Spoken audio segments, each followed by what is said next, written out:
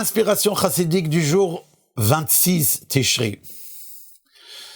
Dans le Tanya, dans la deuxième section, qui en réalité, initialement, l'Admor Hazaken, l'auteur du Tanya, avait prévu de la mettre tout au début, ce n'est que juste avant l'impression qu'il a décidé d'inverser l'ordre des sections, mais dans la section donc, qui s'appelle Sha'ar HaYichud VaEmuna, la porte de l'unité de Dieu et de la foi en Dieu, il ramène là-bas une explication sur le verset qui dit Le'olam Hashem devarecha nitzav bashamayim. À tout jamais, Dieu, ta parole se tient dans le ciel. Et il ramène, il dit que le Baal Shem Tov explique que ça veut dire que la parole de Dieu qui a dit que le firmament se fasse, que le ciel se crée, eh bien, ces paroles-là, ces mots-là, Yehi, Rakia, ce sont ces paroles mêmes qui sont à l'intérieur du ciel pour le faire vivre, car en effet, les 10 paroles par lesquelles Dieu, il a créé l'univers, ce sont ceux-là même qui sont l'énergie qui le maintient en existence et qui lui donne sa vitalité. Or, ce qui est intéressant, c'est que ce commentaire, il ne provient pas du Baal Shem Tov, il figure en toutes lettres dans le Midrash Tehillim. Il s'agit ici d'un plagiat. Pourquoi est-ce que l'Admor Hazaken fait référence à ce commentaire comme appartenant au Baal Shem Tov, alors qu'il n'ignorait certainement pas que c'est le Midrash Tehillim déjà qui le rapportait?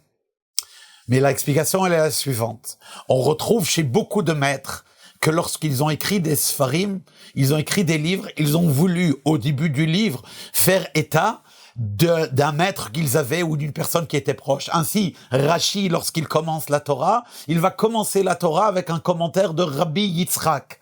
Évidemment, l'allusion ici est en fait à son propre père, qui était Rabbi Yitzhak aussi.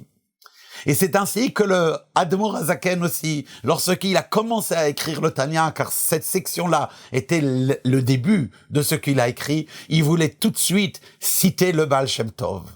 Car en effet, ce commentaire du verset était quelque chose qui revenait souvent dans les enseignements du Baal Shem Tov. Et donc il voulait, et d'autant plus que les mots « que le ciel se fasse », c'est ce que Dieu a dit le lundi de la création. Le Baal Shem Tov aussi est né un lundi. Et donc, il l'a voulu honorer par le fait.